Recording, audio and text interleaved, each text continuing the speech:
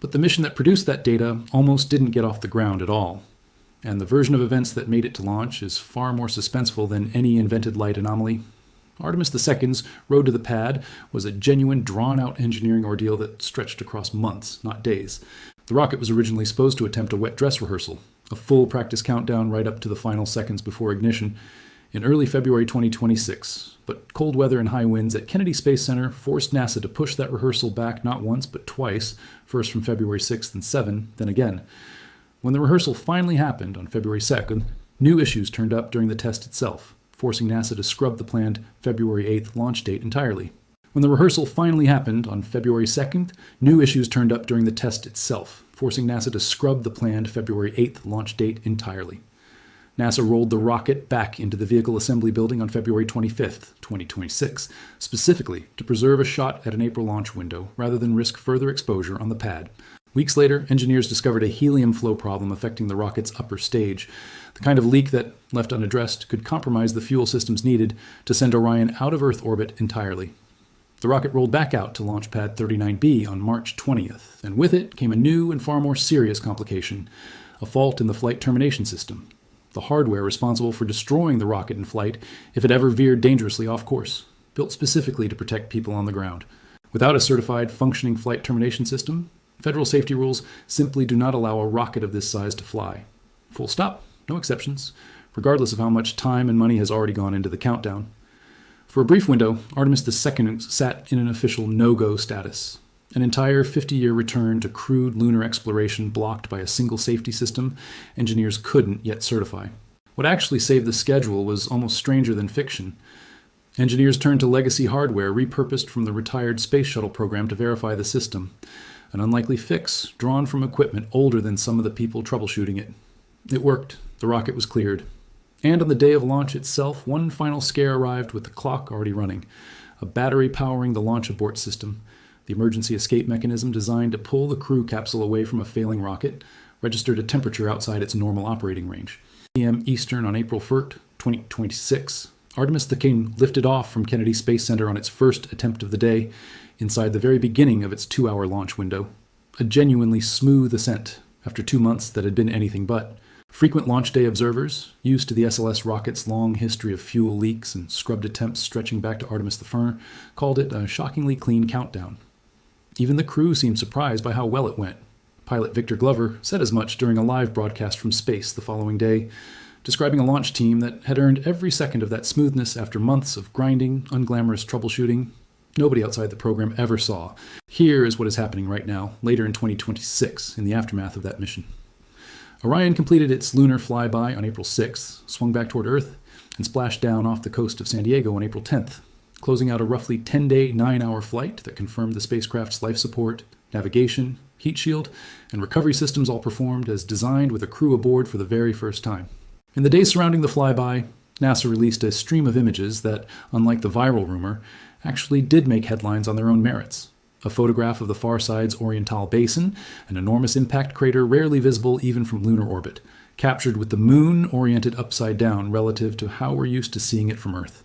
An Earth-set image showing our own planet slipping below the lunar horizon, deliberately echoing the famous Earthrise photograph an Apollo 8 astronaut took in 1968. And a solar eclipse witnessed from directly behind the moon, the sun's corona visible in wisps around the lunar disk during the roughly 1-hour period of totality. With the crew reporting they could make out Mars, Venus, and Saturn alongside the stars during the darkness. Commander Wiseman even shot cell phone video of an Earth set during the flyby, later describing the view as watching a sunset from the most foreign seat imaginable. None of that needed embellishment to go viral. It went viral on its own. In the months since, NASA has been busy restructuring the mission that comes next. Originally, Artemis III was supposed to be the mission that put astronauts back on the lunar surface for the first time since Apollo 17 in 1972. That has changed. In early 2026, NASA announced that Artemis III would instead become a complex low-Earth orbit test flight, sending a 4-person crew aboard Orion to practice precision rendezvous and docking with test versions of 2 different commercial lunar landers. One being developed by SpaceX, derived from its Starship vehicle, and the other by Blue Origin, based on its Blue Moon lander. Rather than attempting an actual moon landing on a system nobody has ever docked with a crewed Orion capsule before, NASA chose to rehearse that docking safely in Earth orbit first. It's a slower path. It's also, according to NASA's own stated reasoning, a considerably safer one, and it means the actual crewed lunar landing, the first since 1972, has now shifted to Artemis IV, and that mission has an exact target, stated on the record by NASA leadership rather than speculated about by any outside source. Artemis III is now officially targeted for late 2027, executing that Earth orbit rendezvous and docking demonstration between Orion and both commercial landers. If that demonstration succeeds, and only if it succeeds, Artemis IV is currently slated to carry a crew down to the lunar South Pole sometime in 2028, marking the first time human boots touch lunar soil in over half a century. Sit with that for a second. Every impact flash the Artemis II crew watched flicker across that empty radio-silent horizon in April 2026 was gathered specifically to help make that 2028 landing survivable. Real data from real human eyes, feeding directly into a countdown that is now, for the first time in decades, actually locked into a live NASA production schedule rather than a distant aspiration. Now, the honest part, because a story like this deserves one, what exactly the Artemis II crew was looking at during any single individual flash cannot be perfectly reconstructed after the fact. Naked eye sightings, however trained and however credible the observers, cannot pin down the precise size, mass, or origin of the specific fragment that caused each flicker of light the way a dedicated camera-based photometric system eventually will. NASA scientists have been clear that these crew observations are a valuable complement to instruments like the Lunar Reconnaissance Orbiter's ongoing impact monitoring survey, not a replacement for them. Two different imperfect tools converging on the same open scientific question of exactly how much debris strikes the moon, how often, and how energetically. There's a real, unresolved scientific debate underneath that question, too. Researchers still don't agree on precisely how much of the debris hitting the moon originates from known meteoroid streams that also produce meteor showers on Earth, versus how much comes from a more random, unpredictable background population of interplanetary debris with no clean seasonal pattern at all. Reconciling naked-eye crew sightings, ground telescope records, and orbital crater mapping data against each other is exactly the kind of messy, ongoing work that doesn't resolve itself in a single mission or a single paper. And separately, on the viral claim itself, nothing in any NASA transcript, mission log, or on-the-record scientist statement corroborates the specific, unexplained pattern of light described in the article that originally seeded this story. That doesn't automatically make it a deliberate lie. It's entirely possible an unverified secondhand account of the real impact flash observations simply got garbled and dramatized somewhere along the way from mission transcript to blog post. What most people are not seeing is that both of those things, a real NASA-confirmed scientific observation and an unverified, uncorroborated viral embellishment of it, can exist side by side about the exact same 40-minute window in space. Zoom out from this one mission, and there's a pattern here worth naming directly. The real story almost always survives contact with scrutiny better than the exaggerated one does, not because reality is disappointing, but because reality rarely needs the embellishment in the first place. A camera struggling to catch a flash of light that a trained human eye can see instantly is, on its own, a genuinely remarkable fact about the limits of automated technology and the enduring value of putting people in the room. 4 astronauts, 300,000 kilometers from home, cut off from every living person on Earth for 40 uninterrupted minutes. Right now, a story is spreading online claiming that on April 6, 2026, the crew of NASA's Artemis II accidentally caught something on camera during a total communications blackout behind the far side of the moon. A short, unexplained pattern of light, unlike any reflection, spacecraft, or lunar feature anyone recognized. No official NASA source has ever confirmed that claim. No named scientist has ever put their name on it. And yet, buried underneath that viral rumor, something genuinely strange really did happen out there. Something NASA scientists have confirmed on the record, with their names attached. It is not the story you've been told. It is something stranger and considerably more real. Stay with me, because separating the two is the entire point of this video. If you're new here, this channel breaks down real space missions using only verified sources. No filler, no fabricated mysteries. So if that's your thing, hit subscribe. It costs nothing. Let us go back to the beginning. To understand what actually happened on the far side of the moon, you first have to understand why that side of the moon is so hard to observe in the first place, and why the phrase dark side of the moon is itself one of the most persistent myths in popular science. The moon is tidally locked to Earth, meaning it rotates on its axis at almost exactly the same rate it orbits our planet, so the same hemisphere always faces us, and the opposite hemisphere never does. That far hemisphere gets just as much sunlight over a lunar month as the near side does. It is not perpetually dark, it is perpetually hidden, and those are very different things. What it is radio silent. Any spacecraft passing behind the moon loses direct line-of-sight communication with Earth for as long as the moon's bulk sits physically between them, because radio waves, like light, travel in straight lines and cannot bend around a 250,000-mile-wide rock. That blackout window is not a malfunction. It is geometry, and NASA has planned around it since Apollo. The Orion capsule flying that mission carries its own name, chosen by the crew themselves. Integrity. It's a detail worth sitting with, because naming a spacecraft is not required by NASA, and the crew didn't have to do it. They chose to, the same way Apollo crews once named their own command and lunar modules, tying a 50-year-old tradition to a brand new vehicle. Orion itself is not a small capsule. It's roughly 5 meters across at its widest point, built to keep 4 astronauts alive for weeks at a time, far beyond the protective radiation shielding of Earth's magnetosphere, with a heat shield engineered to survive atmospheric re-entry at nearly 25,000 miles per hour on the way home, faster than any capsule carrying humans has re-entered Earth's atmosphere since the Apollo program itself. None of that was a foregone conclusion going in. Every system on Orion, from its life support to its navigation computer to that heat shield, had only ever been tested uncrewed on the Artemis II mission back in 2022. Artemis II was the first time any of it had to work with human lives, actually depending on it, which is exactly why NASA built the entire flight around proving those systems, rather than attempting anything more ambitious on the first try. NASA's Artemis II mission launched from Kennedy Space Center on April 1st, 2026 at 6:35 p. Eastern Time, carrying Commander Reed Wiseman, pilot Victor Glover, and mission specialist Christina Koch of NASA, alongside mission specialist Jeremy Hansen of the Canadian Space Agency, the first crewed test flight of NASA's Orion spacecraft and Space Launch System rocket, and the first time humans had traveled toward the moon in over 50 years. The 10-day mission wasn't designed to land. Artemis II existed to prove that Orion, its life support, its navigation, and its return to Earth systems could safely carry a human crew around the moon and back, clearing the technical and procedural path for every crewed mission that follows it. On April 6th, 5 days into the flight, Orion carried out a close lunar flyby lasting roughly 7 hours, swinging within a few hundred miles of the lunar surface at the closest approach. And for about 40 minutes of that flyby, as the spacecraft passed directly behind the moon, all direct communication with Mission Control in Houston went completely silent.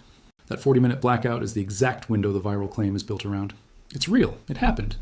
What the crew actually reported doing during it is where the story splits in two.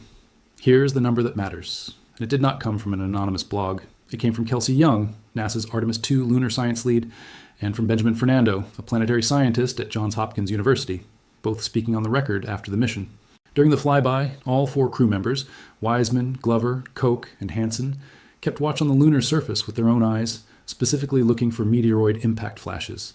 The brief, bright flickers of light produced when small pieces of rock and debris, some no bigger than a grain of sand, slam into the moon's surface at speeds of tens of thousands of miles per hour, releasing their kinetic energy as a flash of heat and light lasting a fraction of a second. Read that again. A piece of rock smaller than a marble, hitting it somewhere around 40 to 50,000 miles an hour, briefly outshining the surrounding lunar terrain. The moon has no atmosphere to burn these fragments up the way Earth's does, so debris that would harmlessly disintegrate as a shooting star over your backyard slams directly into bare lunar rock instead, and does it constantly, all across a surface with nothing to soften the impact. According to NASA, the crew reported seeing several of these flashes with the naked eye during the mission, and this is the detail almost nobody covering the viral rumor mentions. Capturing an impact flash on camera is notoriously difficult. The flash is too brief, too faint, and too unpredictable in location for automated equipment to reliably catch it, which is exactly why NASA wanted trained human eyes out there in the first place. A camera has to already be pointed at the right patch of the moon, in the right fraction of a second to register anything at all. A human eye scanning the whole visible disk does not have that limitation. This is not chaos, and it is not a mystery. It is one of the very few kinds of measurement in modern space science where a person is still measurably better than a machine. NASA has actually been hunting for these same flashes for nearly 2 decades, using an entirely different method. Ground-based telescopes on Earth, watching the moon's dark hemisphere during its crescent phases, and NASA's Lunar Reconnaissance Orbiter, which has spent years mapping fresh, unexplained craters that weren't there in earlier photographs, essentially reconstructing after the fact where an impact must have occurred. Both approaches work, but both have serious blind spots. Ground telescopes can only ever see the near side, the same half of the moon that's always faced Earth since before recorded history. And crater mapping from orbit can only confirm an impact happened well after the fact, once a new scar shows up in high-resolution imagery, often months or years later. What Artemis II did that no instrument on Earth or in lunar orbit had ever managed before was put trained human observers directly above the far side in real time during an active transit, turning a hemisphere that had never once been watched for impact flashes into one that, for 40 minutes in April 2026, briefly was. Here is where this stops being just a story about an isolated flyby and starts mattering for everything Artemis is actually building toward. Every future astronaut who spends real time on the lunar surface, starting with the Artemis IV landing crew, currently targeted for 2028, will be living and working in that same unfiltered impact environment, with no atmosphere to intercept incoming debris before it reaches the ground, or a habitat, or a suit. A habitat wall, a rover chassis, the fabric of a spacesuit itself. Every one of those has to be engineered against a real, quantified impact risk, not a guess, because unlike on Earth, there is no thick blanket of air quietly absorbing the vast majority of incoming debris before it ever reaches a person standing on the ground. Understanding how frequently these impacts occur, how energetic they typically are, and where on the moon they tend to cluster isn't a curiosity. It's a direct input into how thick a habitat's shielding needs to be, how astronauts plan surface excursions, and how engineers assess long-term risk to hardware left sitting exposed on the ground for months or years at a time. Data like NASA's existing Lunar Reconnaissance Orbiter Impact Monitoring Program, combined with rare in-person observations like the ones Artemis II's crew made, is quite literally part of the safety math for the humans NASA plans to put on the lunar surface within the next few years.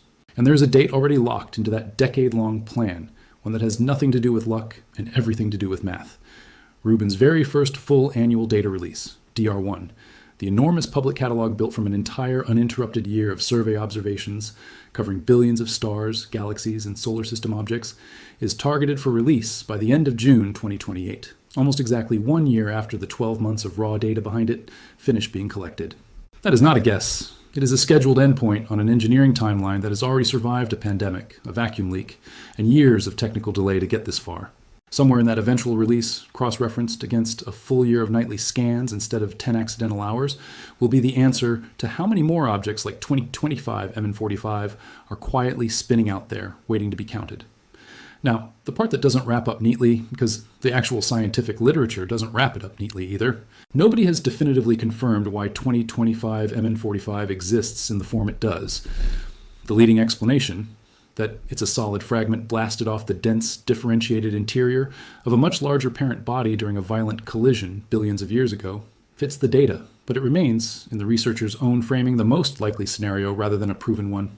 A competing possibility researchers have not ruled out is that some smaller fraction of asteroids simply formed as coherent, solid bodies from the start, never passing through a rubble pile stage at all, meaning objects like this one could be far more common and far less exotic than the current handful discovered so far suggests. Which explanation is correct, and how many more ultra-fast rotators are sitting undiscovered across the 99% of the sky Rubin hasn't yet scanned at full survey depth, is a question the observatory's own scientists say only years of additional data can answer. There's a second layer of honesty worth adding here, too. The sample size behind this entire story is small. 19 fast rotators, 3 of them ultra-fast, drawn from 10 hours of test footage covering a tiny sliver of sky, is nowhere near enough to say, with confidence, how common objects like 2025 MN45 actually are across the whole asteroid belt. It could be a genuine rarity. It could be the first hint of a population nobody suspected existed in these numbers. Both possibilities remain fully open, and no peer-reviewed study currently claims to have settled the question either way. Step back from this one spinning rock, and there's a larger pattern worth noticing. An $800 million observatory, a decade in construction, delayed by a pandemic, and nearly derailed by a vacuum leak in its own final weeks of testing, made one of its most talked about discoveries, not during its carefully planned scientific mission, but almost by accident. In 10 hours of routine engineering test footage, nobody expected to make headlines. That is not a fluke specific to Rubin. It is close to the default